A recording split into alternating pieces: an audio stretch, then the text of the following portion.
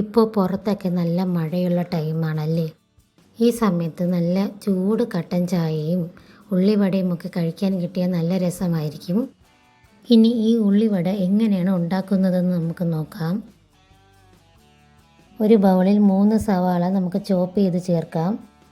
അതിനോടൊപ്പം ഒരു 3 പച്ചമുളകും ചേർക്കാം. പിന്നെ ഒരു ചെറിയ കഷ്ണം ഇഞ്ചിയും ചതച്ച് ചേർത്ത് കൊടുക്കുക. ശേഷം ആവശ്യത്തിന് ഉപ്പ് ചേർക്കാം. കുറച്ച് കറിവേപ്പില കൂടെ ചേർത്ത് കൊടുക്കുക. അത് കഴിഞ്ഞ് ഒരു 6-7 ടേബിൾ സ്പൂൺ കടലമാവും കൂടെ ചേർക്കാം.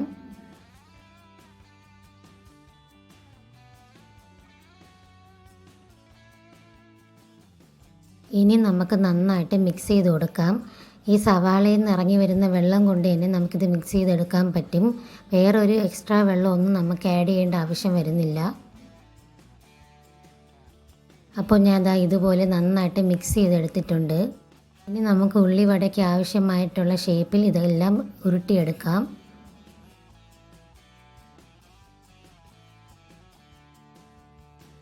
ഞാൻ ഒരെണ്ണം കട്ട്ലേറ്റിൻ്റെ ഷേപ്പിലാണ് ചെയ്തെടുത്തത്. നിങ്ങൾക്ക് ഏത് ഷേപ്പിൽ വേണമെങ്കിലും ചെയ്യാവുന്നതാണ്.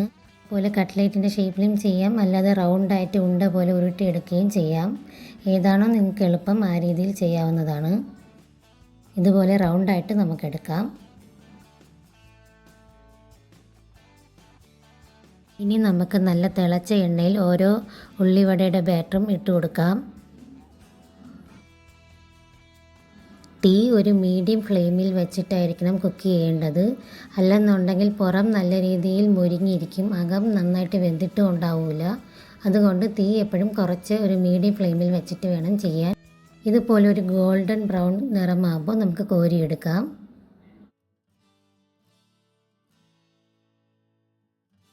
ഇനി ഓരോന്നായിട്ട് നമുക്ക് മാറ്റാം. അടുത്ത ബാച്ച് നമുക്ക് ഇട്ട് കൊടുക്കാം.